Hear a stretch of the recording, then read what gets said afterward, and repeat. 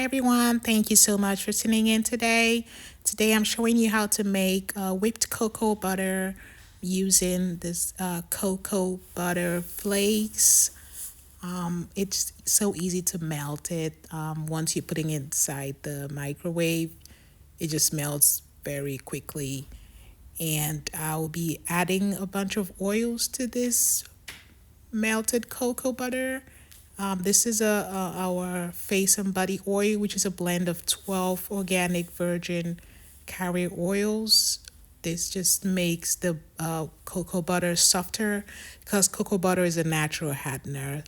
So once I put it in the fridge, it just doesn't take long before it gets stiff, and I would add a bit more oils. So in this mix, I add sea buckthorn oil, buriti oil to give that deep brown color. And then it's time to whisk. You guys know how it works.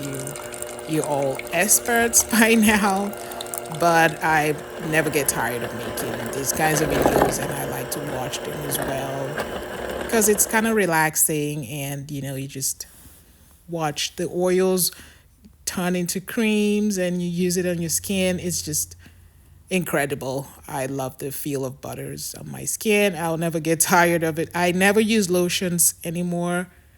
I can't remember when last I used lotions because butters are so much more luxurious for the skin. They soften the skin. They just melt easily and give that shine. Each time I go to wax my skin, to wax my legs, no, not my skin. Each time I go to wax my skin, okay, there we go.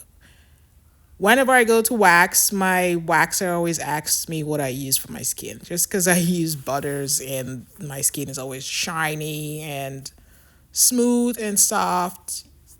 Everyone watching already knows how these butters work on the skin. They're so luxurious and natural and pure, and the best thing you can ever do for your skin. If you haven't subscribed yet to this channel, please subscribe. I'll be putting out lots of recipes for you guys to try at home. Thank you.